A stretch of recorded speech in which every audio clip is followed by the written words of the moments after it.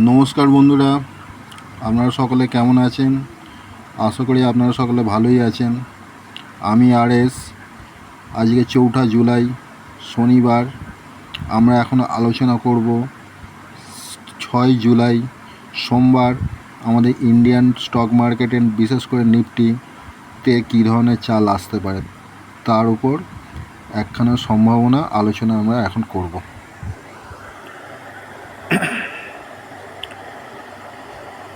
গত শুক্রবার 23 জুলাই সেশনে আমরা নিফটিতে একটা বড় গ্যাপ আপ দেখতে পাই প্রায় 200 পয়েন্টের। তারপর মার্কেট সেখানে স্টেবল করতে পারে না এবং নিচের দিকে ধসে পড়ে।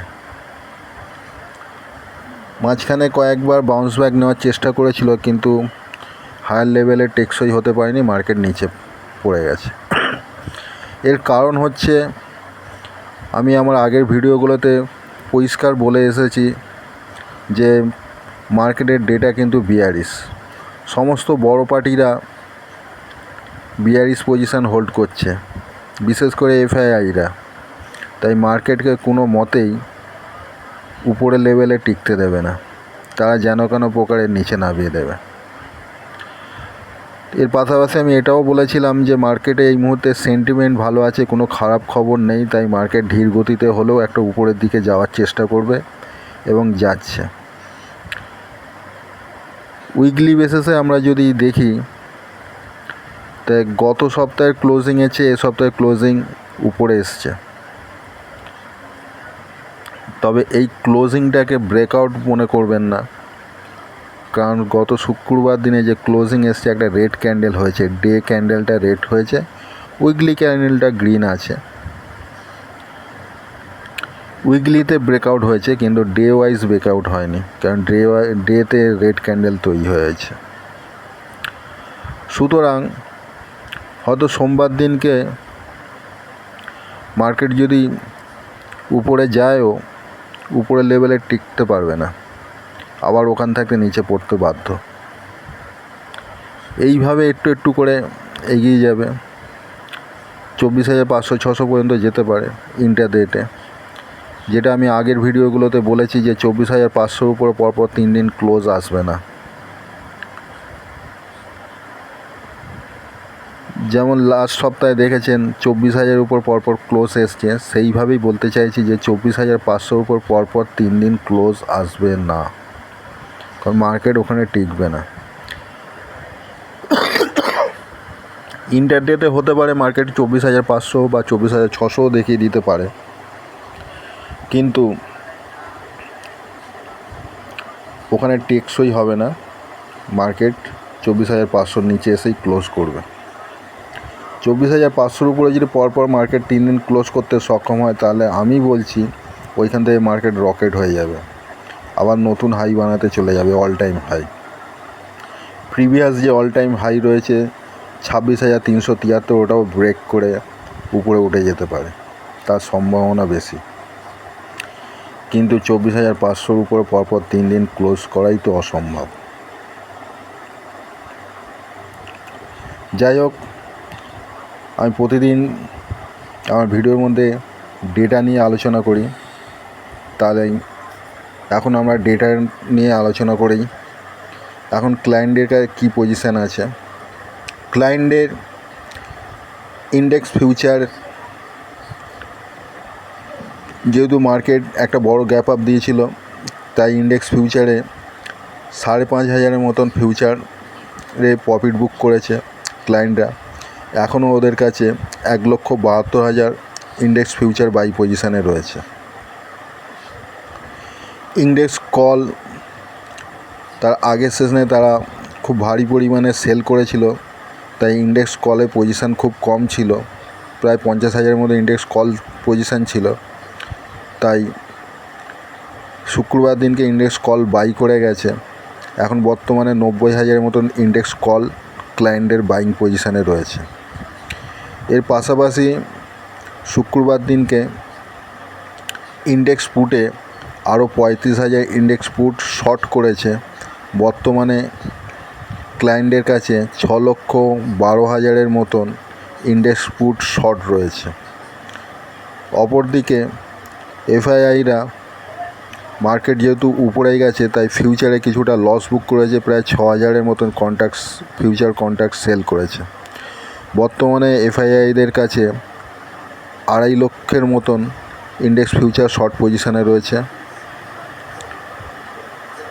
2,33,000 কন্ট্রাক্ট ইন্ডেক্স কলে শর্ট পজিশান রয়েছে এবং 4,77,000 ইন্ডেক্স পুট বাইং পজিশানে রয়েছে এফআইআইদের কাছে।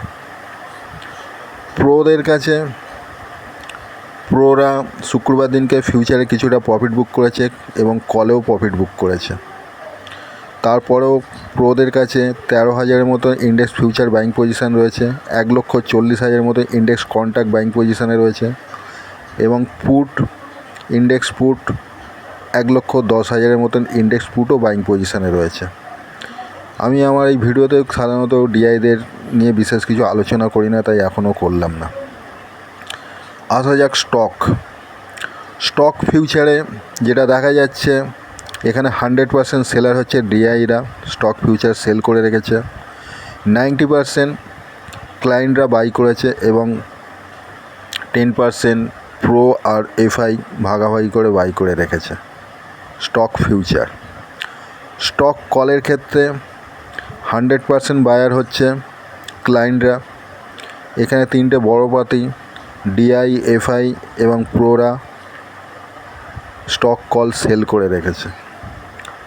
স্টক পুটের ক্ষেত্রে এখানে 100% সেলার হচ্ছে ক্লায়েন্টরা, বড় পার্টিরা ডিআই, এফআই এবং প্রোরা স্টক পুটগুলিকে বাই করে রেখেছে। এর থেকে একটা পরিষ্কার ধারণা আসছে স্টকেতেও বড় পার্টিরা সেলারের কাজ করছে আর আমাদের সাধারণ মানুষ ক্লায়েন্টরা বাইং পজিশান হোল্ড করছে। ইন্ডেক্স এবং স্টকের দুদিক দিয়েই ক্লায়েন্টরা বাইং পজিশান হোল্ড করছে এবং মার্কেটে যে সমস্ত বড় হাতি যারা রয়েছে, বড় পার্টিরা, তারা সব সেলারের কাজ করছে, সব সেল করে বসে আছে। কিছু ক্ষেত্রে হয়তো হেজ করেছে, কিন্তু ম্যাক্সিমাম সেলিং পজিশানেই রয়েছে। আজকের ডেটা এই পর্যন্তই।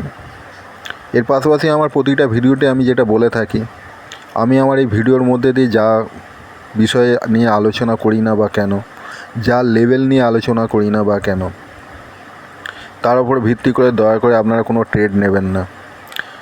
সবচেয়ে ভালো হয় ট্রেড নেওয়ার পূর্বে একজন সার্টিফাইড সেবি রেজিস্টার অ্যানালিস্টের কাছ থেকে আলোচনা করে পরামর্শ নিয়ে তারপর ট্রেড নেবেন, কারণ আমি কোনো সেবি রেজিস্টার নই।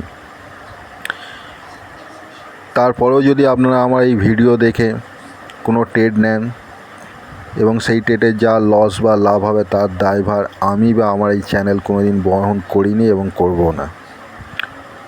তাই দয়া করে আপনারা ট্রেড নেওয়ার আগে একজন সার্টিফাইড সেবি রেজিস্টার অ্যানালিস্টের কাছ থেকে আলোচনা পরামর্শ নিয়ে ট্রেড নেবেন এবং সিস্টেমের স্টপ লস ব্যবহার করবেন, নাহলে যে কোনো মুহূর্তে একটা বড় লসের সম্ভাবনা হলেও হতে পারে।